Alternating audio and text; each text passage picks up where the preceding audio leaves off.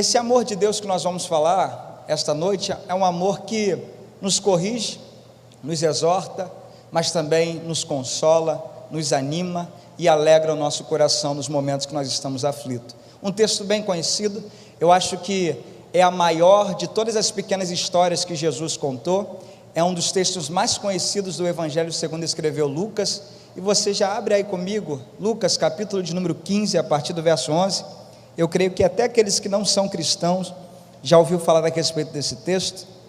Muito obrigado, Elito, pensei que você não ia se mancar e não ia subir para me ajudar no teclado, mas graças a Deus, o Espírito Santo tocou no coração dele.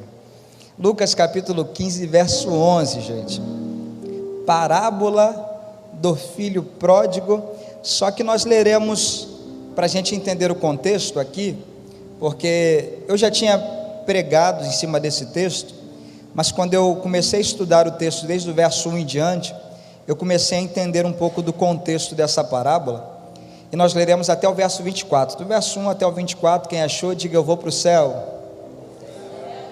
Quem não achou, grita, pera aí que eu também vou. Fica tranquilo, que não é porque você não achou, vai perder a sua salvação. Diz assim o texto para ganharmos tempo. Aproximavam-se de Jesus todos os publicanos e pecadores, para o ouvir, e murmuravam os fariseus e os escribas, dizendo, este recebe pecadores e come com eles. Então lhes propôs Jesus esta parábola, qual dentre vós é o homem, que possuindo 100 ovelhas e perdendo uma delas, não deixa no deserto as 99, e vai em busca da que se perdeu até encontrá-la.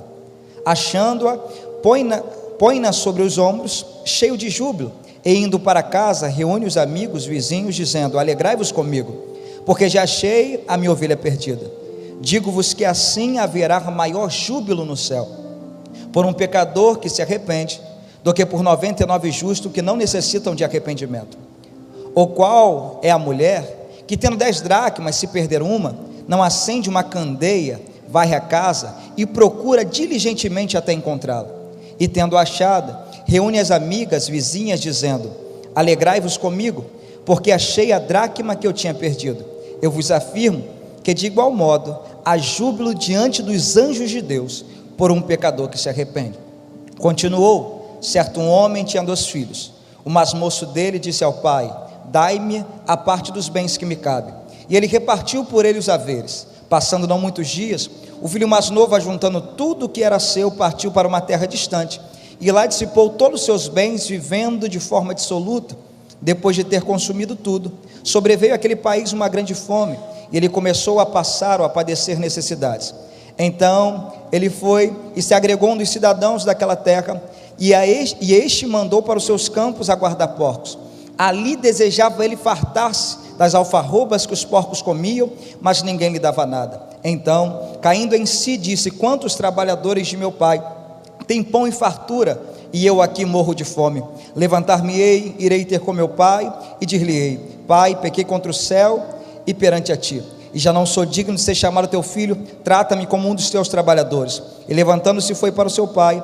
Vinha ele ainda de longe, quando seu pai o avistou, e compadecido dele, correndo, o abraçou e o beijou. E o filho lhe disse, pai, pequei contra o céu e diante de ti, e já não sou digno de ser chamado teu filho. O pai, porém, disse aos seus servos, trazei depressa a melhor roupa, vestiu, ponde-lhe anel no dedo, sandália nos pés, trazei também, matai o novilho cevado, comamos e regozijemo-nos, porque este meu filho estava morto e reviveu, estava perdido e foi achado, e começaram a regozijar-se ou a alegrar-se. E se você puder e quiser, diga amém. Feche os teus olhos aí rapidinho, por favor. Senhor Deus e eterno Pai que estás nos céus, Pai, é diante da tua presença, Deus da glória, Pai, que eu sempre tenho o costume de orar desta forma, porque bem sei eu, Pai, que há 8 anos atrás, quando eu vi, Pai, um pregador, Pai, desenvolvendo uma mensagem, eu disse, Senhor, eu nunca vou pregar na minha vida, porque não tem como, Pai, eu falar dessa forma, eu pregar dessa forma, Pai, e se hoje eu tenho a oportunidade de ministrar a Tua palavra, eu sei, Pai, que não foi com a minha própria capacidade humana, não é fruto dos meus próprios estudos, nem da minha própria eloquência, porque seria impossível pregar, e isso eu afirmo, Pai, publicamente.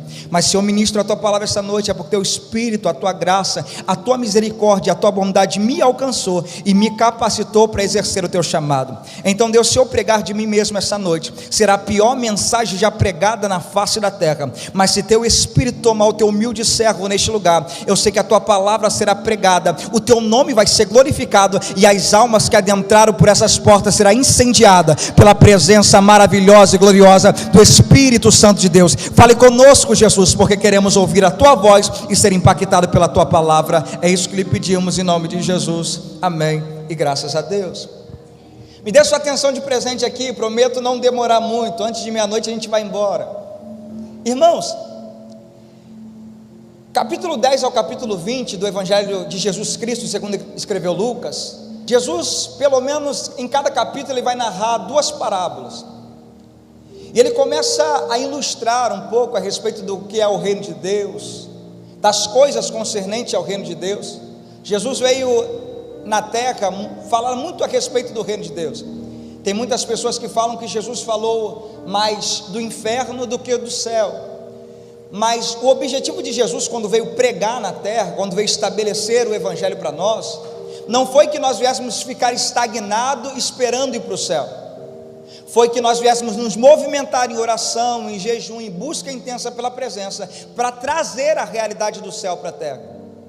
Então, por mais que nós venhamos morar no céu, a mensagem de Jesus não foi focada somente em ir para o céu, mas foi em trazer a realidade do céu para a terra, para que as pessoas desfrutem dessa realidade, que deveria ser futura no presente. É um assunto meio complexo, mas só para você entender o que seria basicamente isso. No céu, quando alguém for salvo, e alguém de repente se converter e viver a sua vida toda com uma deficiência física, no céu, essa pessoa entrará deficiente pelas portas celestiais, sim ou não? Claro que não. Então, quando você se aproxima de alguém e com a autoridade espiritual que Cristo nos concede, vira para ele e fala assim: ei, levanta-te e anda, você automaticamente está dizendo assim, ó, viva aquilo que você viveria futuramente no céu, no presente momento, com a autoridade que Cristo tem nos concedido. Isso daí se trata de trazer a realidade do céu para a terra. Então Jesus vai falando das coisas concernentes ao reino de Deus. Quando de repente nós chegamos no capítulo 15, e o texto é bem claro, é bem enfático, dizendo que Jesus estava sentado em uma mesa, ou Jesus estava envolto de pessoas, e essas pessoas que o buscavam, que estavam tentando encontrar ele, que estavam tentando se relacionar com ele, eram as pessoas que eram da classe dos publicanos e dos pecadores. Irmãos, essa classe os fariseus não engoliam de jeito nenhum. A religião daquela época, que era composta de fariseus, escribas e saduceus, não conseguia se relacionar com os publicanos, não conseguia se relacionar com os pecadores. E tem uma palavra do Luiz Hermínio, para eu continuar o texto aqui, que me chamou muita atenção. Ele disse assim: quando Jesus se manifestou em Jerusalém, Jerusalém estava muito organizada, era prostituta andando com prostituta, pecador andando com pecador, fariseu andando com fariseu, publicano andando com publicano, ladrão andando com ladrão, e de repente vem Jesus e bagunça tudo, porque Jesus entra no cenário e vai chamar prostituta para seguir e vai fazer dela missionária, vai chamar ladrão para seguir e vai fazer dele pescador de alma, vai chegar na classe mais nobre da cidade e vai dizer assim: me segue, vai chegar na classe mais rica e vai dizer: me segue. Então Jesus começa a fazer algo diferente. Jesus começa a fazer uma bagunça santa, se é que eu posso falar dessa forma. Jesus começa a juntar as classes, não tem diferença de classe social, de classe financeira. Ele está pregando o evangelho para todo mundo, ele está curando todo mundo que se disponibiliza a sair da sua zona de conforto e ir até ele e recorrer à sua autoridade. Jesus está na mesa, os fariseus vão ver Jesus comendo com publicanos e pecadores, e os fariseus vão reprovar Jesus por esse feito, ou por esta façanha. Quando os fariseus reprovam Jesus, e Jesus, conhecendo o coração deles, Jesus vai propor uma parábola. E a primeira parábola que Jesus propõe é: um pastor tinha 100 ovelhas. E essa parábola é para contra-argumentar a reprovação dos fariseus. E ele vai dizer: esse pastor que tem 100 ovelhas, ele vai perder uma das ovelhas, ou melhor dizendo, uma das ovelhas vai se afastar do rebanho. Quando uma dessas ovelhas se afasta do rebanho, ele continua com 99. Só que, irmãos, o pastor está com 99 ovelhas, está com um número bom de ovelhas, só que uma se perdeu do rebanho, uma se afastou do rebanho. Ele poderia se contentar com as 99, ele poderia ficar feliz com as 99, mas tem algo que deixa ele inconformado. Ele fala assim: não, uma ovelha é importante para mim, uma alma é importante para mim. Então ele deixa as 99 no aprisco, no meio do deserto, e começa a buscar a ovelha que se perdeu. Irmãos, quando ele encontra a ovelha que se perdeu, diz o texto da minha Bíblia e da sua Bíblia, que ele vai colocar a ovelha sobre os seus ombros. Mas Lucas, por que colocar a ovelha sobre os ombros dele? Para quem não sabe, ovelha é um animal muito ruim de visão. A visão da ovelha é uma coisa péssima, porque a ovelha é direcionada por aquilo que ela ouve. Ela tem uma audição muito aguçada. Só que, irmãos, quando a ovelha se afasta do rebanho, se afasta da voz do pastor, e o pastor que conduz a ovelha com a sua voz, tanto que Jesus disse um certo dia no Evangelho de João: as minhas ovelhas me conhecem, elas ouvem a minha voz e me seguem. Então a ovelha era direcionada por aquilo que ela ouvia. Se você colocar uma ovelha dentro do templo e deixar a porta aberta, é bem provável da ovelha andar em círculo e não conseguir encontrar a saída. Mas se você colocar o pastor da ovelha lá fora, gritando, falando, ela automaticamente, pela voz do pastor, ela encontra a saída. Só que quando a ovelha se afasta do rebanho, irmãos, ela começa a ouvir coisas que não era a voz do seu pastor. Ela começa a ouvir rugido de leão, ela começa a ouvir sons que ela não estava acostumada a ouvir. Ela começa a ouvir coisas que dentro da presença do seu pastor, dentro da cobertura do seu pastor, que aqui é uma representação de Deus, ela não ouvia, ela não presenciava. Ela era acostumada a ouvir todos os dias, em todos os momentos, a voz do seu pastor. Então a ovelha começa a ficar alvoroçada, a ovelha começa a ficar assustada. Quando o pastor se aproxima da ovelha, que encontra a ovelha já está toda traumatizada. A ovelha já está toda assustada. Por quê? Porque saiu da presença e longe da presença ouviu muita coisa que não devia, presenciou muita coisa que não devia, vivenciou muita coisa que não era necessário passar, mas escolheu se afastar da presença. Aí quando o pastor encontra a ovelha, sabe o que ele faz? Ele vai destroncar a perna da ovelha, ele vai ferir a ovelha, para que a ovelha venha se acalmar, ele venha ter condição de colocar a ovelha no seu ombro, para depois ele tratar a ovelha novamente quando a ovelha estiver mais calma. Lucas, aonde que você quer chegar com isso? Lembra da história de Jacó? Jacó, antes de ter um encontro com o anjo do Senhor, ou com o Senhor, Jacó era alguém que tinha uma identidade de alguém que furtou a primogenitura do seu irmão, que roubou a primogenitura do seu próprio irmão e enganou o seu próprio pai. Então Jacó carrega uma identidade um pouco ruim, é conhecido na sociedade como alguém que furtou a primogenitura do seu irmão, e futuramente ele vai colher aquilo que ele plantou. Só que um certo dia Jacó tem um encontro com um anjo no Val de Jaboque, e a Bíblia diz que Jacó segura o anjo e fala assim: só vou te soltar depois que você me abençoar. Diz a Bíblia, diz o texto, que o anjo agora vai tocar, sabe aonde? Na rotura da coxa de Jacó.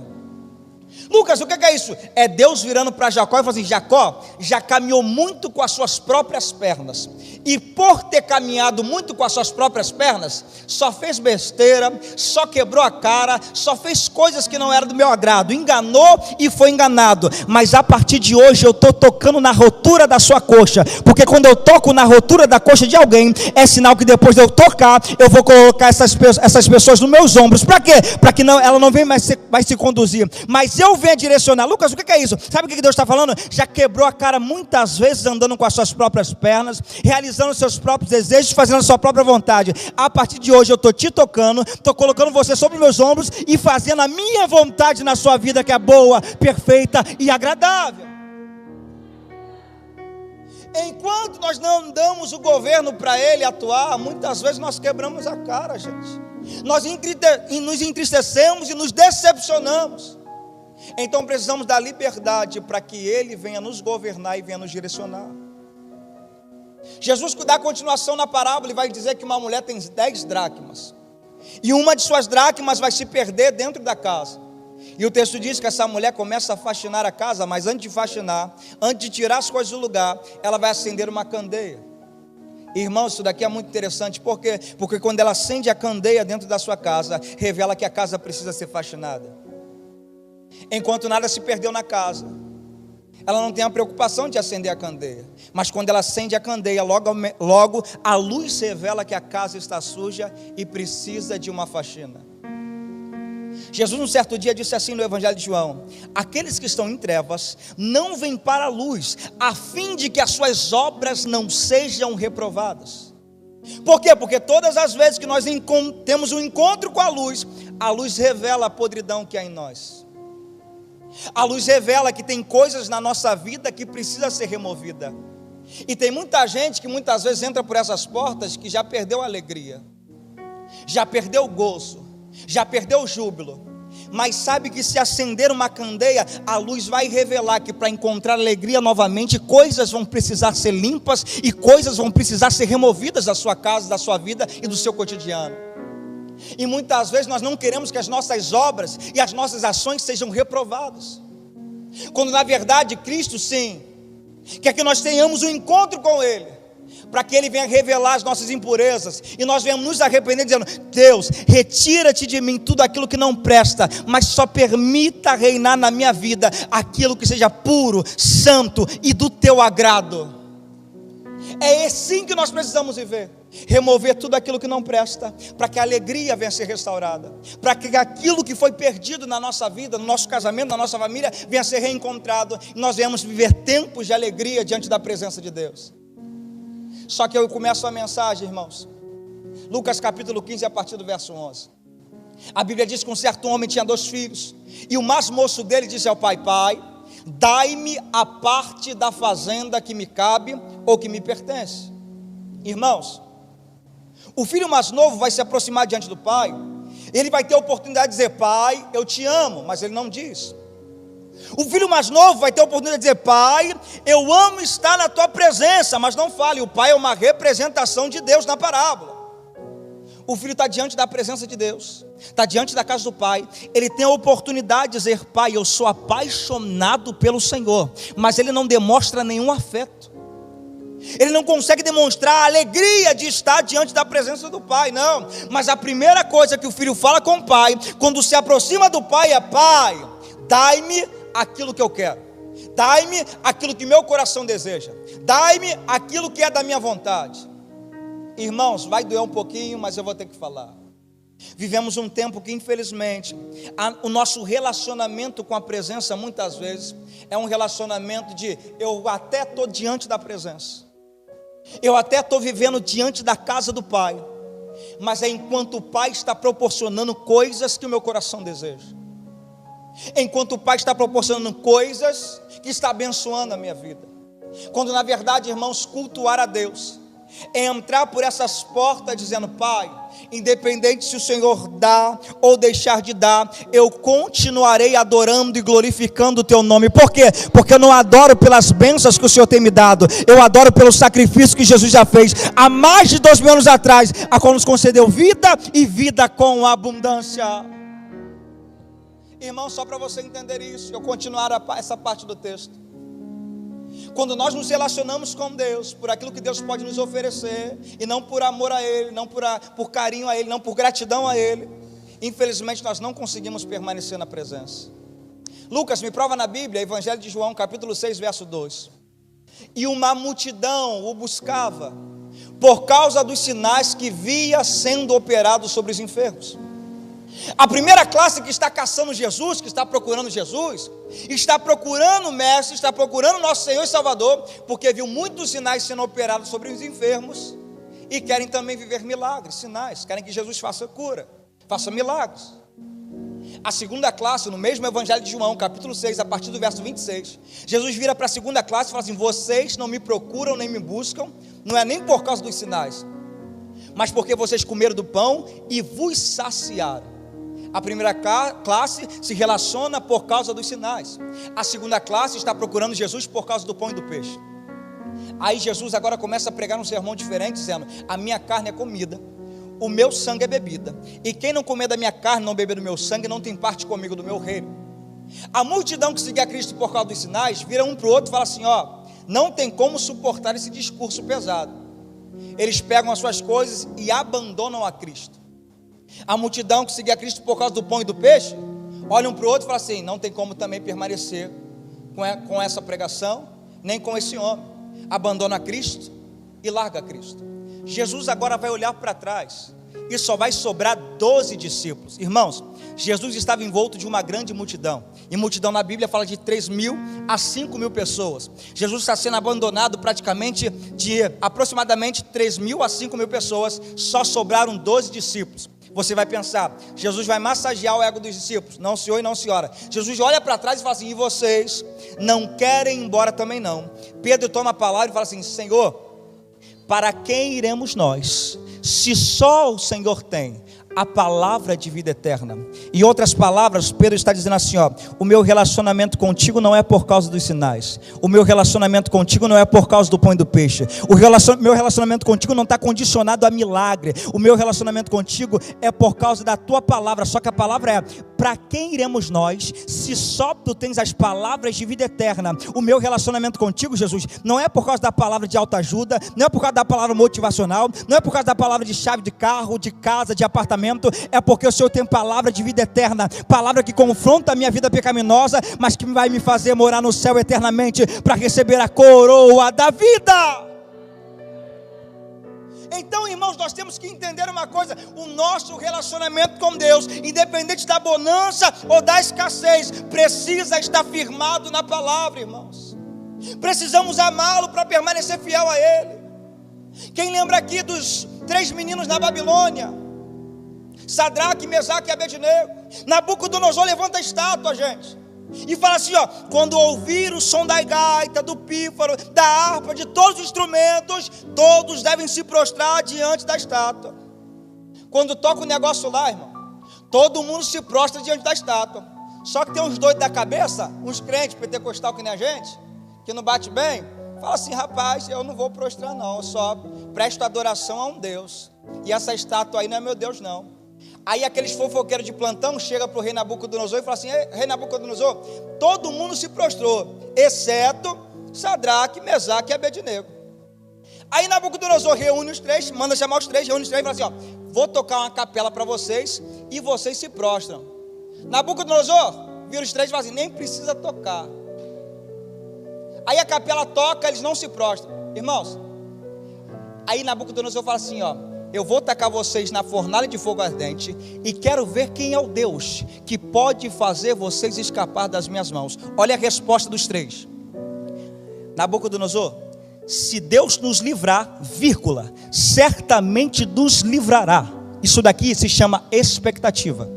Só que ele vai dizer assim, mas se não nos livrar, nós de forma alguma nos prostraremos diante da estátua que você levantou. Sabe o que é isso? Se Deus nos livrar, certamente nos livrará. Quando você entrar por essas portas, venha com expectativa de porta aberta, vem expectativa de milagre, vem expectativa de glória, vem expectativa de unção. Mas se Ele não nos livrar, entenda que isso não é motivo para a gente trair o nosso esposo. Se tiver milagre, a gente adora, mas se não tiver, a gente continua adorando. Se tiver bênção, a gente adora, mas se não tiver, a gente continua exaltando. Por quê? Porque casamento com o esposo é assim, é na doença, é na saúde, é na alegria, é na tristeza, até que a morte nos leve para mais perto dele. No casamento com Cristo, a morte não nos separa, a morte nos une para viver eternamente com Ele. Então haja o que houver, aconteça o que acontecer, permaneça fiel ao seu noivo, ao seu esposo, ao Senhor e Salvador Jesus Cristo.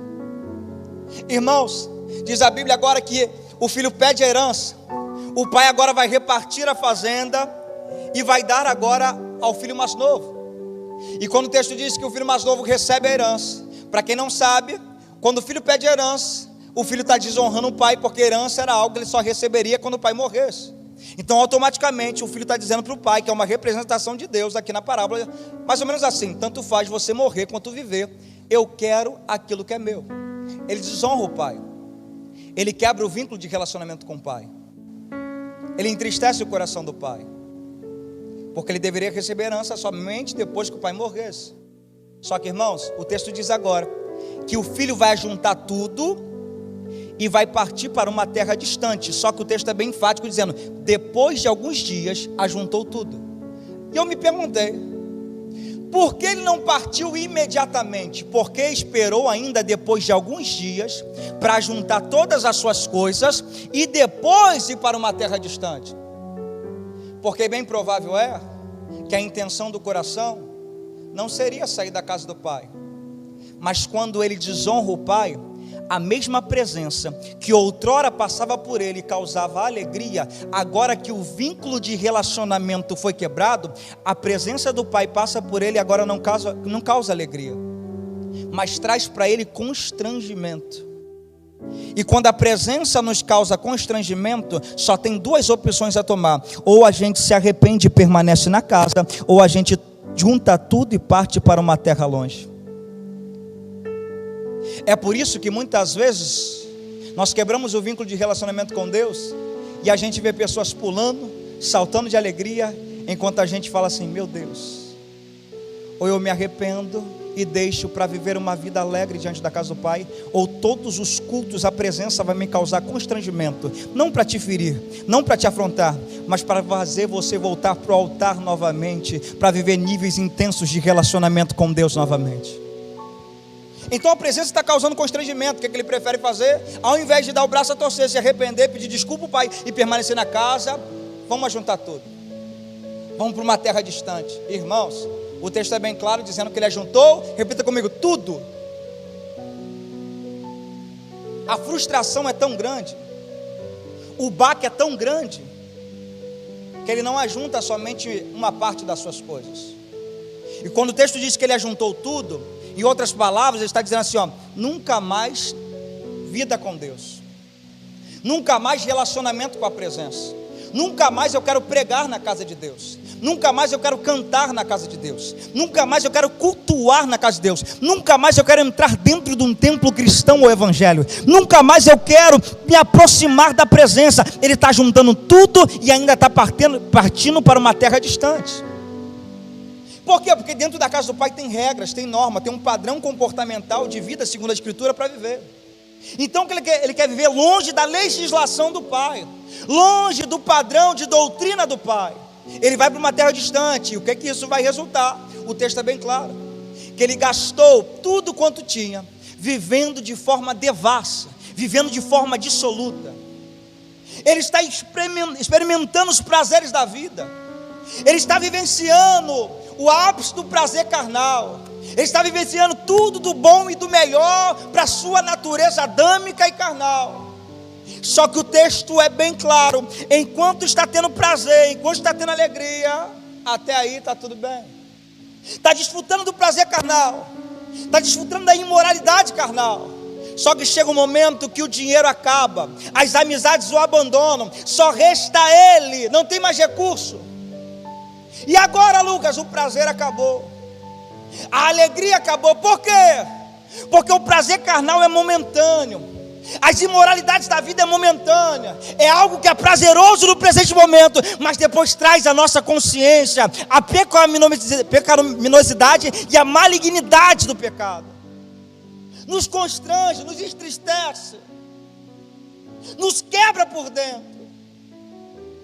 Aquele jovem queria viver coisas novas fora da casa do pai, viveu tempos prazerosos na sua carne, mas o tempo prazeroso na sua carne foi extremamente momentâneo. O recurso acabou, as amizades o abandonou, e agora ele vai procurar um dos cidadãos daquela terra, porque a fome está começando a tomar conta dele. E um dos cidadãos daquela terra, diz a Bíblia, diz o texto, que vai mandar para o seu campo apacentar porcos. Repita comigo, gente, porcos. Agora discute isso daqui. Você nunca vai ver um judeu, filho de dono de fazenda, tomando conta de porcos. Por quê? Porque porcos são animais impuros. Porco é algo que Deus, na antiga aliança, reprovou os judeus de comerem e se relacionar. Aí o filho sai da casa do pai, e sabe o que Satanás está fazendo com ele? está fazendo ele se relacionar com aquilo que Deus reprova, está fazendo ele ter intimidade com aquilo que Deus reprova, está fazendo ele viver naquilo que Deus reprova. Lucas, o que é isso? Quando nós nos afastamos da presença do Pai, Satanás ele ganha propriedade, autoridade, para fazer a gente se relacionar e viver uma vida com aquilo que Deus reprova. Só que quando ele está no meio do lamaçal, irmãos, a Bíblia diz que ele vai desejar comer as alfarrobas que os porcos comiam. Pode me ajudar, por favor? Vira para alguém e fala assim: ele desejou, porém não comeu. Lucas, por que isso? Porque, irmãos, não entenda porque os cristãos são espirituais, que eles não vão ter desejos carnais. É bíblico isso. Isso daí não some. Lucas me prova na Bíblia, Gálatas, capítulo 5, a partir do verso 17. Paulo vai falar assim, ó, ande no Espírito, e jamais vocês cumprirão as concupiscências da carne. Olha o que Paulo está dizendo: ande no Espírito, e jamais vocês cumprirão os desejos da carne. Eu posso viver uma vida no Espírito, mas ainda eu vou ter desejos carnais. Eu posso ser um crente espiritual, mas ainda eu tenho desejos carnais. Só que quando eu entro na dimensão espiritual, por mais que venha a ter desejos carnais, a vida no Espírito me faz me controlar, dizendo: não, eu digo não para o pecado. Por quê? Porque viver uma vida santa diante da presença é melhor. Ele vai desejar encher o seu estômago com as bolotas que os porcos comiam. Vai desejar, porém não vai comer. Lucas, o que é isso? Ei, o desejo pode até aflorar na sua pele, na sua mente, mas eu profetizo que os porcos não sentirão o cheiro do teu perfume.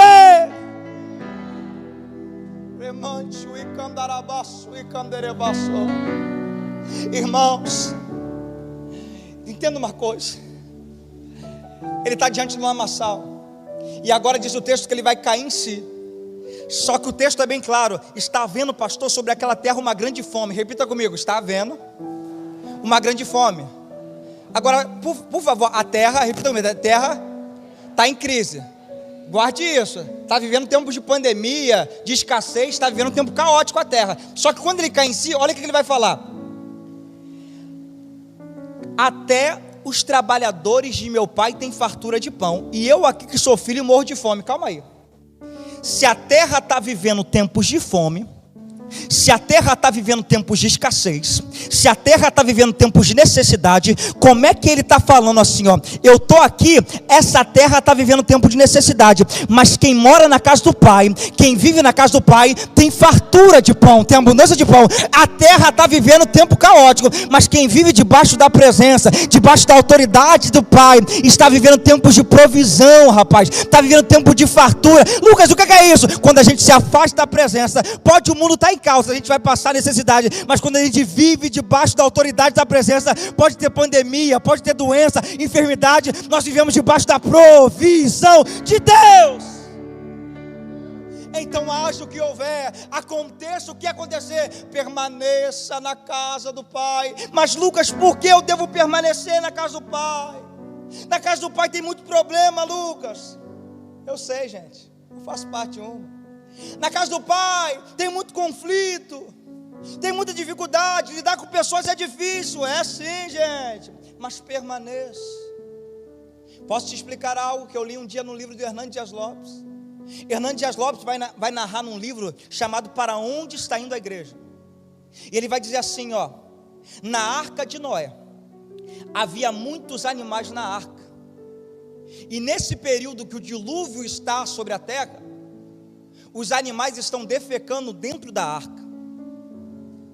Os animais estão fazendo suas necessidades dentro da arca. O cheiro, pastor, provavelmente dentro da arca é insuportável. Mas Noé não é maluco de pular da arca e cometer o suicídio, porque lá fora reina a morte. Aí, na mente do escritor, ele fala assim, ó: a igreja pode ter muito problema, pode ter muitos conflitos, pode ter muita dificuldade até mesmo entre nós, irmãos, mas entenda, aqui é o lugar onde que reina a misericórdia de Deus. Aqui é o lugar ainda onde que prevalece a graça de Deus. Aqui é o lugar ainda onde que prevalece a bondade de Deus. Não seja maluco da cabeça, com todo amor eu falo essa expressão, não seja maluco da cabeça nem desmiolado, de sair por essas portas, abandonar a presença, abandonar a casa do Pai, para cometer um suicídio espiritual. Por mais que tenha dificuldade, por mais que tenha adversidade, por mais que tenha provação, permaneça diante da presença, permaneça diante da casa, permaneça dentro da arca, que os vendavais e os dilúvios da vida não podem jogar para baixo aquilo que Deus tem confiado a cada um de nós para construir. Então permaneça, por mais que esteja difícil. Não há necessidade de nós sairmos da presença, porque senão nós morreremos, senão viveremos tempo que nem o filho pródigo viveu, no lamaçal do pecado, no charco do lodo. Irmãos, ele lembra da casa do pai, só para você entender isso. Quando ele lembra da casa do pai, diz o texto, diz a Bíblia, que ele vai lembrar que os trabalhadores têm abundância de pão. Só que agora eu vou falar algo que vai nos doer um pouquinho, mas é necessário, até mesmo para ajudar o pastor da igreja. Porque quando o filho pródigo ele cai em si e lembra da misericórdia que há na casa do pai, precisou chegar num cenário devastador, precisou chegar numa situação caótica para lembrar da misericórdia da casa do pai. Aí ele fala assim, quer saber? Eu vou me levantar, vou ir ter com meu pai e dir-lhe-ei: Pai, pequei contra o céu e perante a ti, e eu já não sou digno mais de ser chamado teu filho, faze-me como um dos teus trabalhadores. Ele está preparando já o discurso de arrependimento. Quando ele vai se aproximar da casa, o pai vai o avistar de longe e vai correr para abraçar e o beijar. Ele vai começar a colocar o seu discurso em prática. Pai, pequei contra o céu e perante a ti. Agora redobre atenção para isso. Quando ele volta para casa, ele volta já com um discurso e com um coração arrependido. E quando ele volta para a presença com um coração arrependido, ele não chega para o pai dizendo assim: pai, eu saí da tua casa porque meu irmão mais velho ficava me irritando dentro do teu lar. Não, ele diz: pai, repita comigo, pequei. Quando eu virar o microfone para vocês, com todo carinho, com todo amor à igreja, nós vamos falar juntos: pai, pequei, amém? Ele não volta para a casa do pai dizendo assim: pai, eu saí da tua casa porque naquele dia que eu estava no culto, o pastor passou por mim e não falou comigo. Ele disse: pai, saí da tua casa porque... Ele não chega: pai, eu saí da sua casa porque naquele dia eu tive um conflito com alguém na igreja. Ele diz: pai, saí da sua casa porque... Sabe o que ele está dizendo? Pai, verdadeiramente vivi longe da tua presença, verdadeiramente vivi momentos caóticos na minha vida, e vivi momentos pecaminosos na minha vida, mas a responsabilidade não é de absolutamente ninguém. Eu estou voltando para a sua presença hoje, pai, não porque A falou isso, não porque B fez isso, não porque o pastor deixou de fazer isso. Eu assumo a minha responsabilidade dizendo: pai, pequei contra o céu e perante a ti, mas eu sei que o Senhor é rico em misericórdia e graça e me perdoará de todos os meus pecados. Agora discute isso, irmãos, por favor. A minha geração me entristece com isso, porque se afasta da presença e todo mundo é culpado, menos ela. Todo mundo é culpado, menos ele. Não, irmãos, não foi o pastor que deixou de dar a paz do Senhor que fez você se afastar da presença. Não foi a irmã que deu uma palavra de exortação para você abandonar a vida imoral que te fez te afastar da presença. As nossas iniquidades fazem separação entre nós e nosso Deus.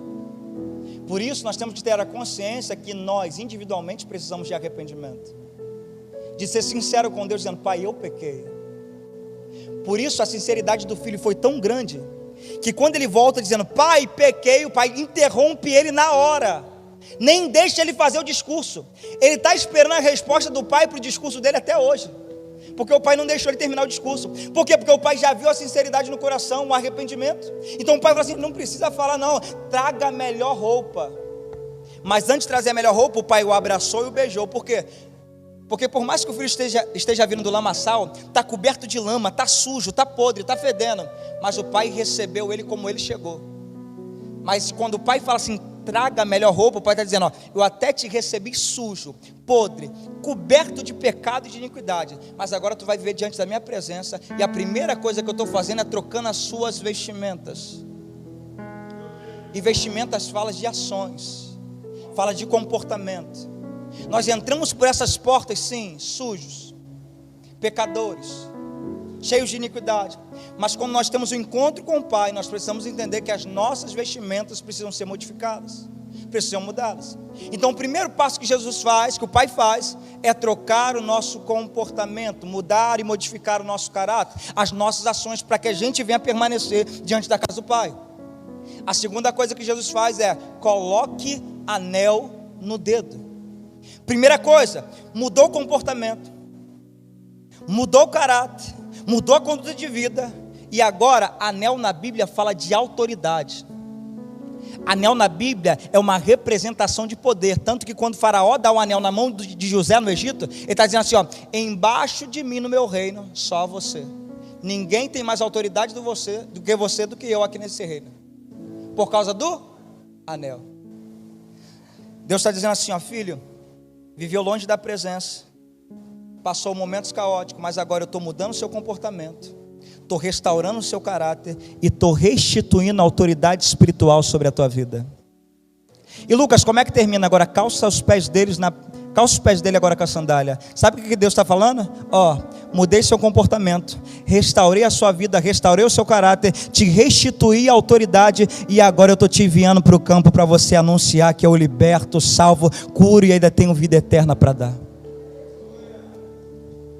Então entenda isso, é isso que Deus quer fazer conosco, mudar as nossas vestimentas, restaurar a nossa autoridade espiritual e nos levar por cada beco, viela, por cada local da nossa cidade, da nossa região, para nós anunciarmos com toda a autoridade que Jesus Cristo voltará para buscar uma santa igreja, para buscar a sua noiva. Eu concluo falando da graça de Deus, gente. Não tem como eu não falar da graça de Deus nesse texto. Permita eu concluir rapidinho aqui, coisa rápida, 7 minutinhos, eu prometo. Ele volta para casa, e segundo o costume judaico, segundo as leis judaicas, as leis eram muito rígidas para aqueles que desonravam pai ou mãe. Então ele poderia ser apedrejado facilmente, ou poderia se tornar escravo. Mas o pai fala assim, ó, trazei o bezerro cevado. E bezerro cevado, ele tem um tratamento diferente. Por quê? Porque bezerro cevado não é tratado como os outros bezerros. Bezerro cevado é um bezerro que é separado, e ele não se locomove muito, porque quando o bezerro sobe morro, desce morro, ele contrai para si musculatura. O bezerro cevado é um animal que é separado, é tratado com comida na boca, porque um dia ele vai ser sacrificado, e deve ser aproveitado a totalidade da sua carne. Então quando o filho saiu da casa do pai, em desobediência, o pai já separou um bezerro cevado, dizendo, ó, quando o filho voltar, ao invés da gente apedrejar ele, escravizar ele, mata o bezerro cevado, sacrifica o bezerro que já foi separado. Lucas, o que é isso? Essa é a história de nós como filhos. Nós éramos dignos de condenação, nós éramos dignos de viver uma vida queimando continuamente no inferno. Por quê? Porque Paulo, escrevendo a carta aos Romanos, no capítulo de número 6, no verso 23, ele vai falar assim, ó, porque o salário do pecado é a...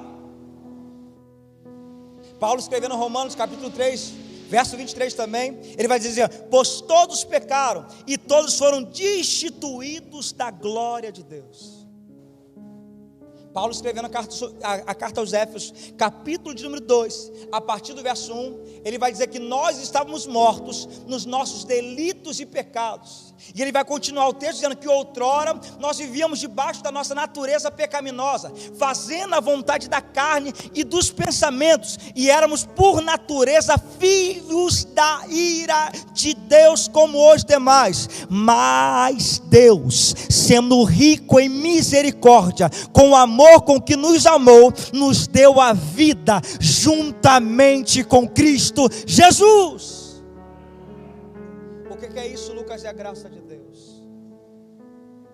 Paulo vai falar assim, ó, E Deus nos deu a vida juntamente com Cristo, vírgula, pela graça sois salvos. Nós não merecíamos, nós éramos dignos de condenação, nós éramos dignos de ser punidos, porque o salário do nosso pecado era a morte. Mas Paulo, escrevendo a carta à igreja de Éfeso, vai dizer que Ele nos fez assentar nos lugares celestiais e nos abençoou com toda a sorte de bênçãos espirituais nos lugares celestiais. Ou seja, Ele nos resgatou da punição e ainda nos concedeu um novo posicionamento para viver debaixo das bênçãos espirituais. Agora nós não estamos mais debaixo do jugo do pecado, da condenação eterna, nem da ira de Deus, mas vivemos agora uma vida com um relacionamento próximo da presença, com um relacionamento íntimo com Deus, com a oportunidade de ter o livre acesso a Deus. Se coloque de pé nesta noite em nome de Jesus, por favor. Eu só queria que você entendesse uma coisa nesta noite. A mensagem dessa noite, irmãos, de repente não é para todos que aqui estão, mas de repente é para uma centésima ovelha. Uma centésima ovelha que, ao percorrer da caminhada, se afastou da casa do Pai. Uma centésima ovelha que, pelos desejos carnais, pelas cobiças carnais, quis experimentar coisas novas e, infelizmente, se deparou com prazeres momentâneos, com prazeres superficiais, mas que não pode comparar a eternidade que Deus tem para nós. De repente você entrou por essas portas e você precisa retornar para a casa do Pai. Você precisa se reconciliar com o Pai, porque só na casa do Pai há misericórdia. Só na casa do Pai há bondade, amor, a fidelidade. Por mais que tenha problema na casa do Pai, diante da presença do Pai, mas é melhor ficar dentro da arca com os problemas que tem na arca do que ir para fora para enfrentar o dilúvio sem a presença de Deus. Então, se alguém entrou por essas portas essa noite e precisa retornar para os braços do Pai, quer voltar para Jesus ou quer recebê-lo como único e suficiente Salvador, corre aqui que nós queremos orar por você.